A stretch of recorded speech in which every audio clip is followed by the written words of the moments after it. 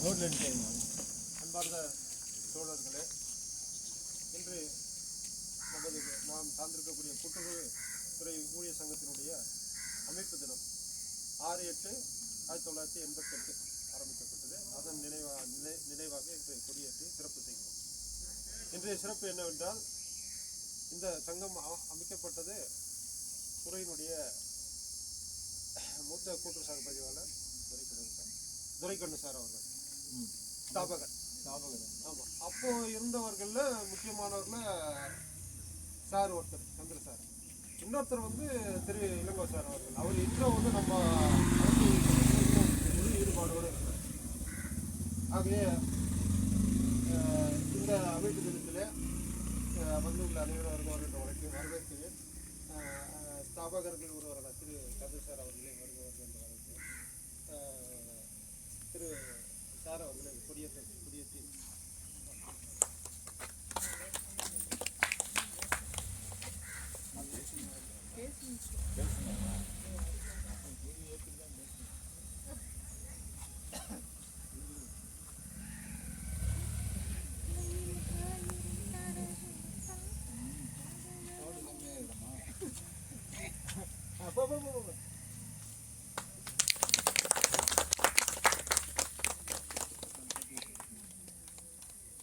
வீர வணக்கம், வீர வணக்கம், வீர வணக்கம், வீர வணக்கம், வீர வணக்கம் செய்கின்றோம், வீர வணக்கம் செய்கின்றோம். இன்னொரு நீத்த தியாகிகளே, இன்னொரு நீத்த தியாகிகளே, உங்களுக்கு எங்கள் வீர வணக்கம், உங்களுக்கு எங்கள் வீர வணக்கம். Flag salute.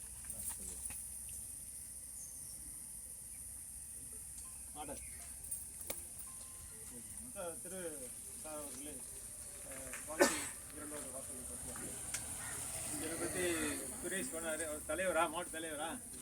நான் சந்திரசேகர், ஓய்வு பெற்ற துணை பதிவாளர். இந்த ஜெயராஜில் ரொம்ப நீண்ட சர்வீஸ் பண்ணிக்கிறேன். அன்றைக்கி கூட ரிட்டையர்மெண்ட்டுக்கு வந்தீங்கன்னா பார்த்துருப்பீங்க இல்லையா? அன்றைக்கி ரிட்டையர்மெண்ட்டுக்கு வந்தேன். அவர் எங்கே வந்துருக்காரா? ஞானம் இப்போ இந்த சங்கம் ஏன் எப்படி ஆரம்பிச்சாங்கன்னு அவங்க இந்த வரலாறு சொல்லணும். நிறைய யங்ஸ்டர்ஸ் இருக்கீங்க. முதல்ல 6/5/1984 அரசு ஊழியர் சங்கம் ஆரம்பித்தாங்க. அதுக்கு முன்னாடி தமிழ்நாடு அரசு அலுவலர் ஒன்றியம்னு வச்சுக்கிட்டு ஒரு அசோசியேஷன் இருந்தாங்க. அவங்க ஒரு குரூப்பு. அவங்க கவர்மெண்ட்டுக்கு ஆதரவாகவே இருப்பாங்க. அதனால தான் நாங்கள் எந்த ஒரு கோரிக்கையும் அதை ஏற்றுக்கவே மாட்டாங்க. அது கோரிக்கை நிறைய அதுதான் ஒரு வலுவான சங்கத்தை மே 84 அரசு ஊழியர் சங்கம் ஆரம்பிச்சதில் நம்மளாம் அதில் உறுப்பினராக இருந்தோம். அப்போ நம்ம ரீசர் அரசுலேருந்து மதுரையில் தான் அந்த சங்கம் ஆரம்பித்தாங்க. ரீசர் அரசு ஒரு 10 பேர் நம்ம கூட்டுறவுத்துறையிலேருந்து அதில் கலந்துக்கிட்டோம். அதுக்கப்புறமா பார்த்தீங்கன்னா ஒரு மிகப்பெரிய ஒரு ஸ்ட்ரைக் நடந்துச்சு. அது எப்போன்னு கேட்டிங்கன்னா 1988 தான் ஸ்ட்ரைக் நடக்குது. இது முன்னாடி வாங்க ஞானம் உங்களை பற்றிலாம் பேசணும். இதுதான் தேவை. 84 சங்கம் ஆரம்பிச்சிருச்சு. பல்வேறு போராட்டம் நடத்துகிறோம், ஆர்ப்பாட்டம் நடத்துகிறோம். கவர்மெண்ட் செய்தி சாய்க்கல. முதல்ல பார்த்தீங்கன்னா எம்ஜிஆர் இருந்தார். எம்ஜிஆருக்கு உள்ளூர் முகம் இருக்காது. நான் இப்போ சொல்லி தான் ஆகணும். உங்களுக்குலாம் புரட்சி தலைவர்னுவாங்க, பொன்மன செம்மல்னு சொல்லுவாங்க. ஆனால் அரசு ஊழியருக்கு அவர் விரோதமான அரசு ஊழியர்னா பிடிக்காது.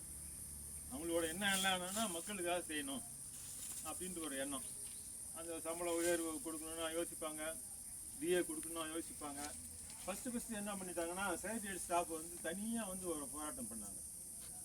87 நினைக்கிறேன், கரெக்டாக ஞாபகம் இல்லை. அப்போ ஸ்ட்ரைக் பண்ணுறாங்க. உடனே என்ன பண்ணுறாரு எம்ஜிஆர் ஒரு கிட்டத்தட்ட 33 பேர் நிர்வாகிகள் எல்லாரும் சஸ்பெண்ட் பண்ணிட்டாரு. சஸ்பெண்ட் பண்ணது மட்டும் இல்லை, அவங்களுக்கு பழி வாங்குற நடவடிக்கையில் இருந்தார். அவங்களுக்கு தான் குவார்ட்டர்ஸ் இருந்துச்சு, எல்லாத்தையும் காலி பண்ண சொன்னார். அதே தான் இந்த அம்மா 2003 பண்ணாங்க. ஜெயலலிதா காலி பண்ண சொல்லிட்டாரு. அவர் சொல்லுவார். அப்புறம் நம்ம ஒரு நோட்டீஸ் கொடுக்குறோம் அவருக்கு. எம்ஜிஆர் கவர்மெண்ட் இருக்கும்போது இந்த மாதிரி நாங்கள் ஸ்ட்ரைக் பண்ண போகிறோம். அப்போ எம்ஜிஆர் சொல்கிறார், உங்களை மக்களே பார்த்துக்கொள்வார்கள் அப்படின்னு எம்ஜிஆர் சொன்னார். அவருக்கு எப்படின்னா நமக்கு கொடுக்குறது அவருக்கு விருப்பம் கிடையாது. சரி, இது என்ன பண்ணுறது சொல்லிட்டு 88 முதல்ல அகில இந்திய மாநில அரசு ஊழியர் சம்மேளனம் அதில் போய் நம்ம இணைஞ்சோம். 10/2/88 அதுதான் ஃபஸ்ட்டு ஸ்ட்ரைக்கு. ரொம்ப நாளுக்கு அப்புறமா ஒரு நாள் அடையாள வேலை நிறுத்தம் செஞ்சோம். அது நம்ம ரீசர் அரசுலையும் நாங்கள் கலந்துக்கிட்டோம். 10/2/88 ரீசர் அரசில் ஒரு 11 பேர் தான் கலந்துக்கிட்டோம். அதில் நான் ஒரு ஆள். அந்த ஒரு நாள் வேலை நிறுத்தம் போதுமா? அது அடையாள வேலை நிறுத்தம். சரி, இந்த கவர்மெண்ட்டை நம்ம அடி பண்ணி வைக்கணும்னா ஒரு மிகப்பெரிய போராட்டம் நடத்துறதுக்கு எல்லாரும் உழைங்கன்னு சொல்லிட்டு அப்போ வந்து செக்ரட்டரியேட் ஸ்டாஃப் தனியாக செஞ்சாங்களே, எல்லாரும் சேர்த்துக்கிட்டோம். அப்போ வந்து ஜாக்டி ஜியோன்னு இருந்துச்சு. இப்போ வந்து ஜாக்டோ ஜியோன்னு மாற்றிட்டாங்க, ஜாக்டி ஜியோன்னு இருந்துச்சு. எல்லோரும் ஒன்றா வந்து கான்ஃபெடரேஷன் மாதிரி ஏற்படுத்திட்டு ஸ்ட்ரைக்கு நோட்டீஸ் கொடுக்குறோம். 88 வந்து அப்போ கவர்மெண்ட்டே கிடையாது, கவர்னர் தான் இருந்தார். ஸ்ட்ரைக்கு வந்து 31 நாள், 22/6/88 ஆரம்பித்து அடுத்த மாதம் 22/7/88 வரைக்கும் 31 நாள் நடந்துச்சு. அப்போ என்ன பண்ணிட்டாங்க, இதே தான் அந்த ஸ்ட்ரைக் எப்படியாவது உடைக்குன்னு சொல்லிட்டு எல்லாத்தையும் தோற்று அரெஸ்ட் பண்ணுறது இப்படியே பண்ணாங்க. எங்களுக்கெல்லாம் என்ன ஒரு இதுன்னா இன்ஸ்ட்ரக்ஷன் கொடுத்துட்டாங்க. நாங்கள் வந்து தலைவர்லாம் இப்போ உள்ளே உட்காந்துக்கிட்டோம். இந்த ஸ்ட்ரைக்கை வந்து ஒரு 31 நாள் தொடர்ந்து நடத்தணும் இல்லையா, ஒரு நாள் 2 நாள் பண்ணுறது கிடையாது. தொடர்ந்து வேலை நிறுத்தம்னா வேலை நிறுத்தம் தான். உடனே நாங்கள் வந்து ரீசார் ஒரு மீட்டிங் மாதிரி போட்டாங்க. அந்த சேப்பாக்கத்தில் பழைய ஆஃபீஸ் ரெட் பில்டிங் இருக்குல்ல, அந்த ஆர்காட் நவ பில்டிங். இப்போ கூட நீங்கள் கிரிக்கெட் மேட்ச் பார்த்தீங்கன்னா அந்த ஸ்டேடியத்துலேருந்து காமிப்பாங்க, ரெட் பில்டிங் காமிப்பாங்க. அதுதான் பழைய ரீசார் ஹெல்ஸு. அப்புறம் அதுக்கப்புறமா சோசியல் வெல்ஃபேர் ஆஃபீஸ் வந்துச்சு. அதுக்கப்புறம் இப்போ அந்த அங்கே வந்து ஆஃபீஸ் இருக்கான்னு எனக்கு தெரியல. அந்த மாதிரி நாங்கள் வந்து ஒரு மீட்டிங் போடுறோம். அப்போ வந்து நமக்கு வந்து அமைப்பு கிடையாது. அந்த ஸ்ட்ரைக்கு நடத்தும் போது நமக்கு தனியாக ஒரு சங்கம் கிடையாது. சங்கம் வந்து ஒன்றுமே சொல்ல மாட்டேங்குது. பேப்பரில் பார்த்தா அங்கங்கே ஒவ்வொரு போடுறாங்க, நாங்கள் இந்த சங்கம் கலந்துக்குவோம், இந்த சங்கம் கலந்துக்குவோன்னு. நமக்கு வந்து அப்போ தலைமை இல்லை, சங்கம் இல்லாததால் நம்ம வந்து யோசிக்கிட்டே இருந்தோம். சரி வந்து என்ன பண்ணுறேன்னு சொல்லி நமக்கு கூட்டத்துறை உள்ளத்துக்கு சங்கம் இல்லை. அப்போ இந்த ஸ்ட்ரைக்கு முடிஞ்ச உடனே அது சொன்னார்ல 6/8/88 உடனே வந்து துர்கா ஸ்கூல் அப்படின்னு சொல்லிட்டு கோடம்பாக்கத்தில் ஒரு ஸ்கூல் இருக்குது. அங்கே வந்து நம்ம மீட்டிங் போட்டோம். அந்த ஸ்ட்ரைக் பிறகு நாங்கள் அரெஸ்ட் ஆகாமல் அப்படி வெளியிலே இருந்து ஆதரவு கொடுத்துட்டு இருந்தோம். அவங்கள போய் ஜெயிலில் இருக்கவங்க போய் பார்ப்போம். ஜெயிலில் ஒருத்தர் இறந்துட்டார், ஒரு சிஎஸ்ஆர் குமரேசன் சொல்லிட்டு. ஸ்ட்ரைக்கு போகும்போது ஆஃபீஸில் வந்து ஸ்கூட்டர் விட்டுட்டு போனார். அந்த ஸ்கூட்டர் வந்து எடுக்கவே இல்லை, அப்படியே இறந்துட்டார். அதான் வரலாறு. என்ன சொல்லிட்டுருந்தேன், அவர் இறந்துட்டார். நம்ம வந்து ரீசார் ஆஃபீஸில் ஒரு மீட்டிங் போட்டு சொல்கிறோம் எல்லாத்துக்கும், இந்த மாதிரி வந்து நம்ம வந்து சங்கம் வேணும், நம்ம வந்து ஸ்ட்ரைக் நடத்துகிறோம் அப்படின்னா எல்லோரும் கலந்துக்கிட்டாங்க. அந்த சேப்பாக்கில் பார்த்தீங்கன்னா இவங்கெல்லாம் வந்து லீவ் நாள்லாம் அங்கேயே இருப்பாங்க. சூப்பரெண்டெல்லாம் சேப்பாக்கம் ஆஃபீஸுக்கு ட்ரிப்ளிகேன் எல்லோரும் பார்த்தீங்கன்னா சூப்பரெண்ட் எல்லாம் ட்ரிப்ளிகேன்லேருந்து வருவாங்க, நடந்து வர தூரம் அப்படியே நடந்து வந்து ரீசார் ஆஃபீஸில் இருப்பாங்க. இந்த இது எப்படி உணர்வை இது பண்ணோன்னா டெய்லி ஒரு நோட்டீஸ் இதெல்லாம் வந்து அவங்கள ஒரு கவிதை மாதிரி எழுதிடுவோம். சின்ன சின்ன இதில் எழுதி அதை ரோனியோ போடுவாங்க. இப்போல்லாம் உங்களுக்கு ரோனியோ போட்டு எல்லாத்தையும் கொடுத்துருவோம். அந்த உணர்வு இதில் எஸ்டாப்ளிஷ்மெண்ட் சூப்பர் அப்புறமா ஜேஆர் ரிட்டையர் ஆனார் மகாலிங்கன். அவர் என்ன பண்ணார், ஒரு உணர்ச்சி வசப்பட்டு அப்படியே டேபிள் மேலே எழுதிட்டார், நம்ம மொத்த பேர் ஸ்ட்ரைக்கில் கலந்துக்கணும் அப்படின்ட்டு. இன்னும் ஒரு ஆச்சரியம், நாங்களே எதிர்பார்க்கல. நாங்கள் செஞ்சதெல்லாம் வந்து அவங்கள உணர்வை வந்து தூண்டி விடுறது தான் பண்ணோம். மொத்த ஆஃபீஸும் காலி. குப்தான்னு ஒரு ரீசர் இருந்தார், அவர் அப்போ இருந்தார். அவருக்கு வண்டி ஓட்ட ஆள் இல்லை, ஓயா கிடையாது. ஆஃபீஸ் எப்படி நடத்துவாங்க, ஓயா வரல, எல்லாம் வரல, ஆஃபீஸ் எடுத்து மூடிட்டாங்க. இந்த நியூஸ் வந்து காட்டு தீயாக பரவுது.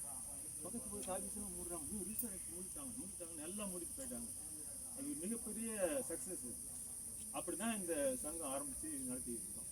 சங்கம் தேவையா இல்லையா சொல்லுங்கள்? கண்டிப்பாக தேவை. நமக்கு மட்டும் இல்லை, அதிகாரிக்கும் வேணும். அதிகாரி தனியாக வச்சுருக்கிறாங்க.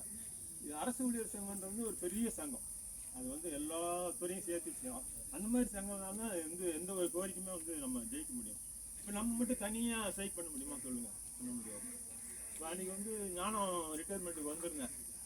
நான் அந்த பாயிண்ட் பேசாமல் போயிட்டேன். ஏன்னா ரொம்ப வருத்தமானுச்சு. அவர் ஒரு கவர்மெண்ட் ஆஃபீஸில் வந்து வேலை செய்கிறாரு. அவருக்கு வந்து பென்ஷன் கிடையாது, கிராஜுவிட்டி கிடையாது இல்லையா. இது வந்து ஒரு நல்ல நிலைப்பாடு கிடையாது. நம்ம கவர்மெண்ட் சர்வெண்ட்னா அது வந்து சொல்லுவாங்க ஒரு நல்ல உயர்ந்த இது ஒயிட் காலர் இது ஜாப் அப்படிங்குவாங்க. இப்போல்லாம் பார்த்தீங்கன்னா பொண்ணு கொடுக்க கூட யோசிக்கிறோம், பென்ஷன் இல்லையா அப்படின்றோம். சொசைட்டி ஆளுங்கெல்லாம் கூட நல்ல சம்பளம் வாங்குறாங்க. கிராஜுவிட்டி உண்டு சார், கிராஜுவிட்டி இருக்குது. 20 லட்சம் வரைக்கும் கொடுப்பாங்க மேக்ஸிமம். இப்போ 1000 ரூபா பென்ஷன்.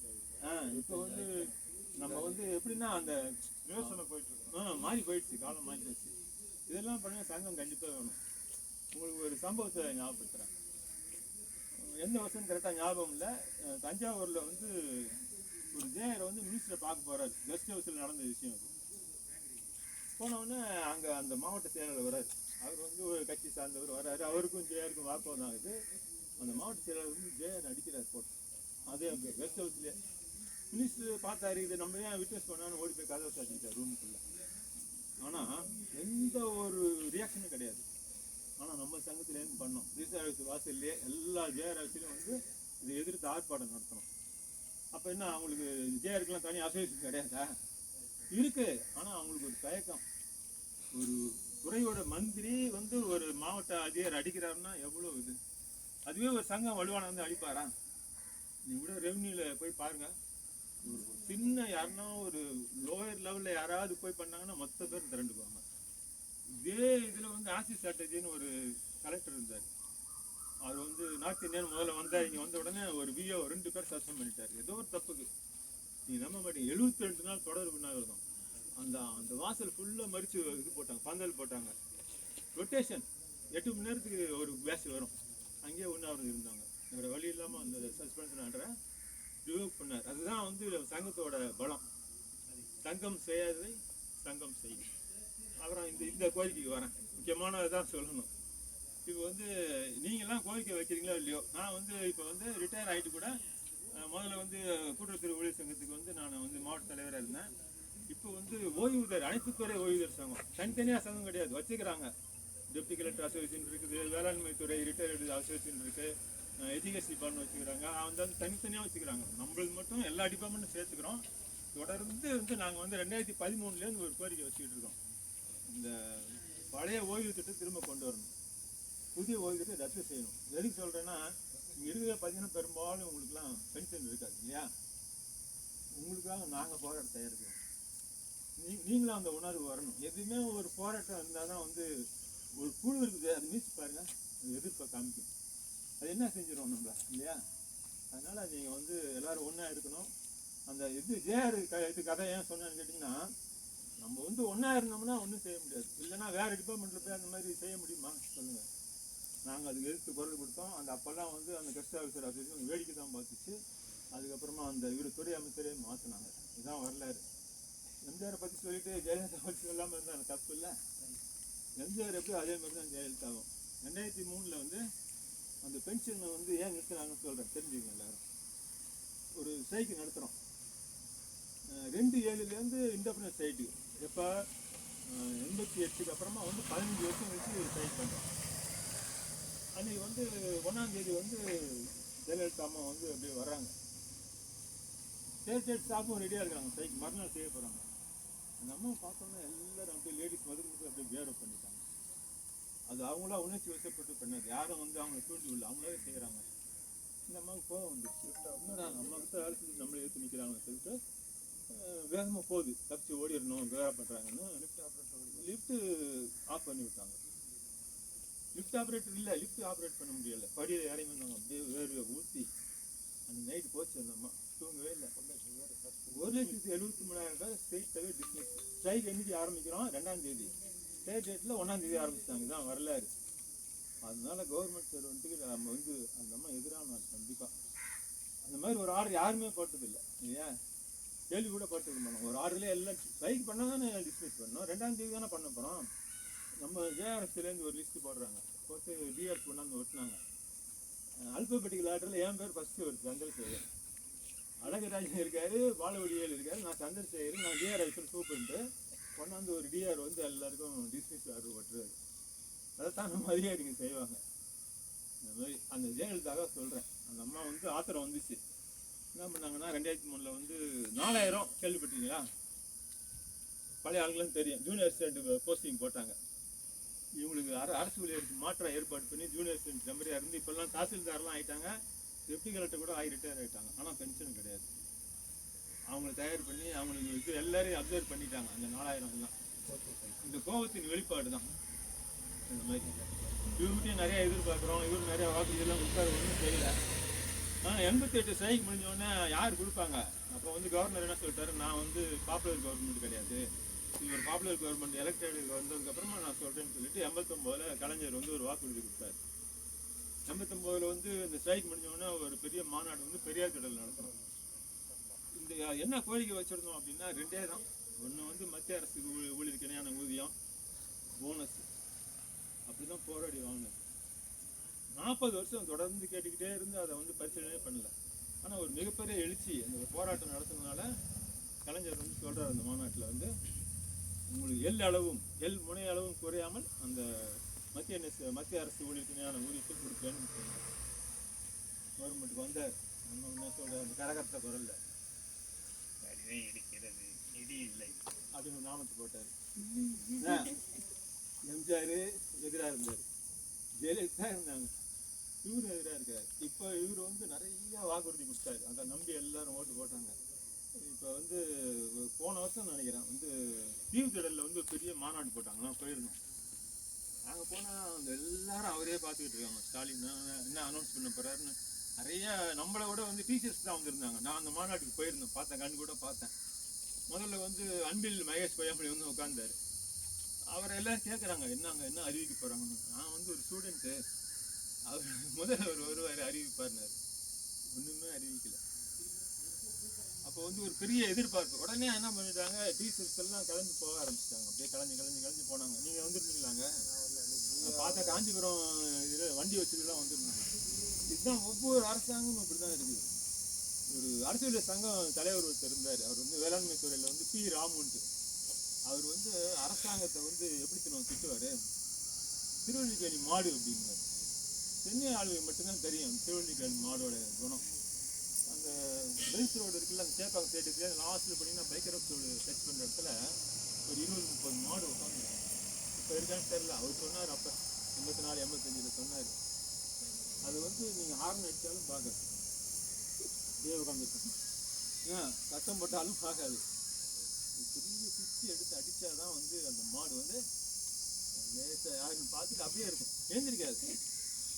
இன்னைக்கு வரைக்கும் அதே மாதிரி தான் இருக்குது. எல்லா அரசாங்கம் வர அரசாங்கம்லாம் வாக்குறுதி அள்ளி தெளிக்கிறது, பொதுமக்கள் ஏமாத்துற மாதிரி அரசு ஊழியர்கள் ஏமாற்றிருக்கிறாங்க. ஆனால் இவருக்கு கொஞ்சம் மாற்றம் தெரியுது.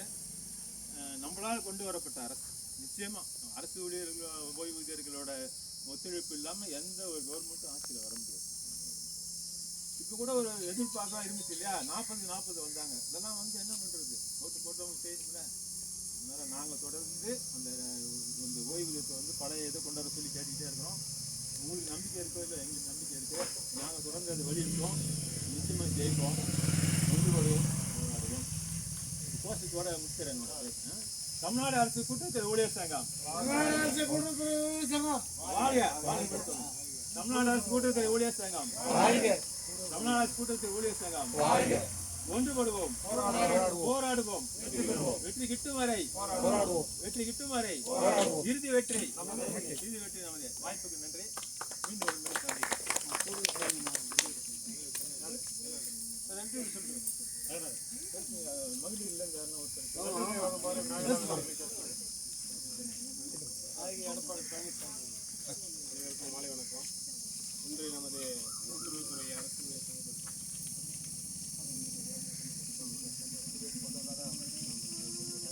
கை தட்டினா 2 கை தட்டினா ஓட்டவர் அதையும் சொல்லிட்டு ஒரே ஒரு விஷயம், முக்கியமான விஷயம் எல்லாரையும் சொன்னால் யாரோ எடப்பாடினாங்க.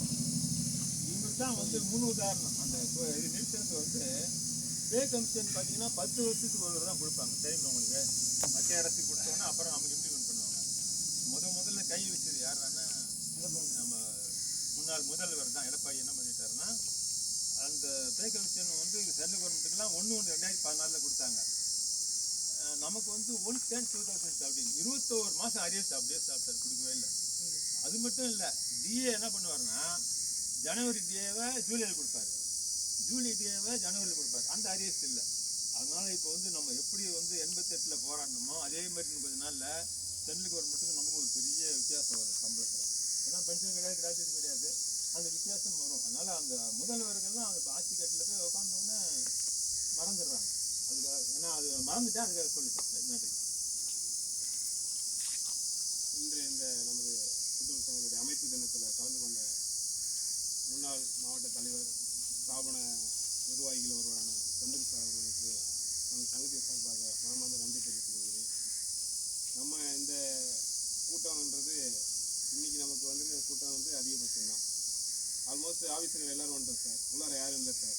இது முதல் கூட்டம் சார். இந்த மாதிரி ஆஃபீஸர்கள் எல்லாரும் வெளியில் வந்து ஒரு கூட்டத்தில் கலந்துக்கிட்டு வருங்காலத்தில் நம்ம எல்லாரும் இதே மாதிரி ஒற்றுமையாக இருந்து கலந்துக்கிட்டு நம்மளுடைய கோரிக்கைகளை வென்றெடுக்கணும். சார் சொன்னால் அதே மாதிரி தான், நம்ம நிறைய கோரிக்கைகள் இருக்குது. நம்ம சங்கங்களில் வந்துட்டு ஒரு தடவை சர்ச்சையில் போராட்டம் அறிவிக்கும் போதும் அவங்க கொடுக்குற லிஸ்ட்டில் நிறைய இருக்கும் கோரிக்கைகள். ஆனால் அந்த சொல்லு போராட்டம்னா சீல் கொடுங்க, சீல் கொடுத்துட்டு வந்து ஆஃபீஸில் உட்காரக்கூடாது. அதுலேயே பேர் சொல்லிவிடுவாங்க. சீல் கொடுக்க மாட்டீங்களா? சீல் கொடுத்துட்டு ஆஃபீஸில் கூப்பிட்டு போகணும்னு வந்து உட்காந்துருக்கீங்களா? கடமை ஒரு பக்கம் அழைக்குது, தங்கப்பணி ஒரு பக்கம் அழைக்குது. சொல்லுப்பா. அல்ல இது அந்த மாதிரி நமக்கு நிறைய கோரிக்கைகள் இருக்கு. ஆனால் எல்லாருக்கும் முக்கியமான கோரிக்கை, முதன்மை கோரிக்கை அந்த பழைய ஓய்வூதிய திட்டம் நமக்கு திரும்ப வேணும் இருக்கு. ஏன்னா இப்போ ஞானம் சார் ரிட்டையர் ஆயிட்டாரு. ஞானம் சார் குறிப்பிட்டு சொல்றாங்க இல்லை, இப்போ இந்த மாதம் அவர் சேமலாம் வராது. போன மாதம் வரைக்கும் அவர் அக்கௌண்ட் 50,000 வந்து 50,000 வராது. இப்போ அவருடைய உழைப்பு எல்லாத்தையும் புரிஞ்சு எடுத்துட்டு அவரால் வந்து 60 வயசுக்கு மேலே என்ன வேலைக்கு போக முடியும் அவரால்? இப்போ அவர் வந்துட்டு வேலைக்கு வந்ததே லேட்டாக வந்து ஒரு இதுவுமே இல்லாமல் 5 வருஷம் இங்கே விட்டுட்டு திரும்ப வீட்டுக்கு போய் இந்த மாதம் சம்பளம் இல்லாமல் என்ன பண்ணுவார்? இப்போ அவருக்கு அந்த நிலைமை இன்னும் 30 வருஷம் கழிச்சு பார்த்தீங்கன்னா விலைவாசின்றது இதை விட இன்னும் அதிகமாக ஏறி போயிடும். அப்போ நீங்கள் வந்து ஒரு மாதம் 1.5 லட்சம் 2 லட்சம் சம்பளம் வாங்கும்போது திடீர்னு அது இல்லாமல் ஜீரோவில் போய் வீட்டில் உட்காரும்போது உட்காரவே முடியாது. அது வந்து ஒன்று ரிட்டையர்மெண்ட் அன்னைக்கு அந்த ஆஃபீஸில் வாசல்லே சூசைட் பண்ணி செத்து போனால் தான் நீங்கள் உங்க வந்து வாழ்க்கை நிகழ்ச்சி அடையும். அப்படியே அப்படி இல்லைக்கு தான் தள்ளப்படுவீங்க.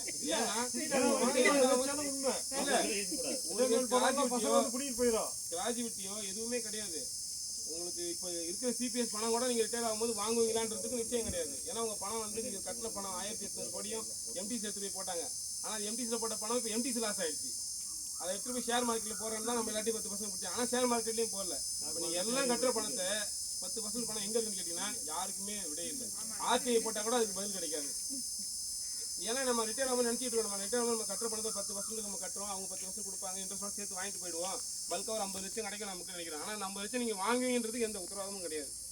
அதுக்கெல்லாம் ஒரே உத்தரவாதம் இப்போ ஆந்திராவில், ஒரிசாவில் மற்ற அரசாங்கம் கொடுத்துருக்க மாதிரி 40%, 35% அப்படிங்கிற மாதிரி ஏதாவது ஒரு பர்சன்டேஜில் பென்ஷன்ன்ற ஒரு உறுதித்தன்மை வந்தால் தான் அரசு ஊழியர்களுக்கு ஒரு பிடிப்பு இருக்கும். அந்த பிடிப்பு நமக்கு வேணும்னா நம்ம எல்லாரும் இதே மாதிரி ஒற்றுமையாக இருந்து கடைசி வரைக்கும் இல்லை அனைத்து கோரிக்கைகளையும் ஒற்றுமையாக இருந்து போராடணும். ஒற்றுமையாக இருப்போம் அப்படின்னு கேட்டுக்கிறேன். இந்த போராட்டத்துக்கு அனைவரும் வந்து ஒத்துழைப்பு கொடுத்ததுக்கு நன்றி கிடையாது. ஒன்றுபடுவோம், வெற்றி பெறுவோம். நன்றி. உங்களுக்கு ஒரு முக்கியமான விஷயத்தை சொல்ல முடியுது. இப்போ யாருன்னா கேள்விப்பட்டீங்களா ரிட்டையர்மெண்ட் ஏஜை பற்றி? 62 நான் பேச மறந்துட்டேன், கண்டிப்பாக பேசுகிறேன். இப்போ எதனால அந்த முடிவு எடுக்கிறாங்கன்னு மட்டும் தெரிஞ்சு எடப்பாடி பழனிசாமி தான் வந்து 58, 60 ஆகினார். நாங்களாம் 58 வயசுல ரிட்டையர் ஆகிட்டோம். அப்புறம் 60 ஆக்கினார் அவர். இது ஒரு 62 ஆக்கலான்னு ஒரு பரிசீலனை இருக்குது. அது காரணம் சொல்லிடுறேன். அது படிக்கிறேன், நீங்கள் தெரிஞ்சுக்க. ஓய்வூதியம், பழைய ஓய்வூதியம், புதிய ஓய்வூதியம். ஓய்வு பெறும் வயது 2025 முதல் 2028க்குள் இப்பொழுது பணியில் இருப்பவர்கள் 40% பேர் ஓய்வு பெறுகிறார். புரியுதா? 2025லேருந்து 2028க்குள்ள கவர்மெண்ட் சர்வீஸில் 40 பேர் ரிட்டையர் ஆகிறாங்க. 40%. தமிழகத்தில் அரசு ஊழியர்கள், ஆசிரியர்கள் மொத்தம் 9.3 லட்சம் பேர். மொத்தம் எல்லாம் சேர்ந்து கவர்மெண்ட் சர்வெண்ட்டு, டீச்சர்ஸ் எல்லாம் சேர்ந்து. அதில் 40% கேட்டால் 3 லட்சம் பேர் கிட்டத்தட்ட ரிட்டையர் ஆக போகிறாங்க. இதில் 9.3 லட்சம் பேர் ரிட்டையர் ஆக போகிறாங்க. அதில் வந்து 3 லட்சம் பேர் வந்து பழைய ஓய்வூதியம், 4 லட்சம் பேர் பழைய ஓய்வூதியம், மீதி 5.3 லட்சம் பேர் வந்து புதிய ஓய்வூதியம். அதனால இப்போ இவங்க என்ன ஒரு கணக்கு கொடுக்குறாங்கன்னா, இது யார் கொடுக்குறது தெரியுமா? அந்த புள்ளி விவரம்னா இந்த ஐஏஎஸ் தான். அவங்க எப்போதுமே கிரிமினல் மூலம் தான். அவங்களுக்கு வரைக்கும் எல்லா சலுகையும் வாங்கிக்குவாங்க. அது கீழே உள்ளவங்களுக்கு கொடுக்கறதுக்கு தடையாக இருப்பாங்க. அதை வந்து 60 வயதில் ஓய்வு ஆணையை பிறப்பித்தால் சர்க்கார் தேவை 19,000 கோடி. புரியுதா? 60 வயசு ஆளுங்க ரிட்டையர்மெண்ட் அனுப்பிச்சிங்கன்னா அவங்களுக்கு கொடுக்கணும் பெனிஃபிட் இருக்குல்ல, கிராஜுவிட்டி, கம்யூட்டேஷனு, அந்த இது இஎல்எஸ் எல்லாம் சேர்த்து வந்து 19,000 கோடி கொடுக்கணுமா. ஆனால் 60 வயசு 62 ஆச்சுன்னா 600 கோடி கொடுத்தா போதும். எப்படி ஒரு வில்லன் தான் இவன் வடிவேல் சொல்கிற மாதிரி. இதை வந்து நிச்சயமாக வந்து நாங்களோ இல்லை எந்த ஒரு தொழிற்சங்கமும் அனுமதிக்காது. ஏன்னா படிச்சுட்டு நிறைய இளைஞர்கள் வந்து வேலை இல்லாமல் இருக்கிறாங்க இல்லையா? அவங்களுக்கு வேலை வாய்ப்பை கொடுக்கணும். இதை விட்டுட்டு இருக்கிறவங்களே அந்த அவங்களே ஆட்களை உட்கார வச்சுக்கிட்டே இருந்தா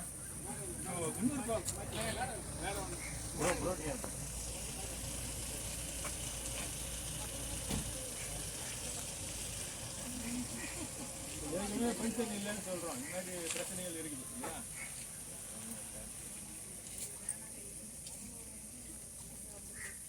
இப்போ ஒரு அதிர்ச்சியான உண்மை வந்து இப்போ போன வாரம் நான் கேள்விப்பட்டேன். நீங்கள் தெரிஞ்சுக்கணும். இப்போ நாங்கள் ஓய்வூதியர்லாம் போகிறோம்ல, நாங்கள் வேலை செய்கிற ஆள்லாம் பார்த்தீங்கன்னா எல்லாம் யாருக்குமே ஓய்வூதியம் கிடையாது. அதனால எங்களெல்லாம் ஒரு மாதிரியாக பார்க்குறாங்க. இவங்க மற்றவங்க வர்றாங்க ஒரு 40 லட்சம் வாங்குறாங்க 45 லட்சம் வாங்குறாங்க நமக்கு ஒன்றும் இல்லையான்னு சொல்லிட்டு அவங்க ஒரு அதிருப்தி இருக்குது. இது சரியான நிலையா? இது எல்லா ஆஃபீஸ்லையும் தான் இருக்கும் இல்லையா? ஆட்டோமேட்டிக்காக என்ன ஆகும்? லஞ்சா வாங்கக்கூடாதுன்றாங்க, இவ்வளோ வாங்குறானே ஏதாவது கொடுக்க மாட்டாங்க, தூண்டி விடுது அரசாங்கமே. அது மாதிரி அதனால வந்து நமக்கு வந்து பழைய ஓய்வு திட்டம் வந்தால் தான் நம்ம பிரச்சனை தீரும். நான் அந்த பாயிண்ட் சொல்ல மறந்துட்டேன். 62 ஆக விட மாட்டாங்க, இன்னும் அவங்க இருந்து போகிறாங்க இல்லையா? எவ்வளோ நாள் இது பென்ஷனே இல்லை, அப்புறம் என்ன 2 வருஷம் உட்கார புரியுதுலையா? அது தான் சொல்கிறேன். ஆனால் அது வந்து தப்பான ஒரு இது, அது எந்த ஒரு தொழிற்சங்கமும் அனுமதிக்காது. நன்றி சொல்லுங்கள். நன்றி சொல்லிட்டு நன்றி சொல்லியாச்சு.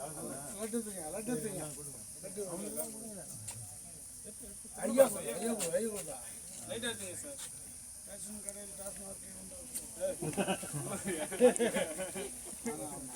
எப்படி நைட்ல போய் தர கரெக்டியா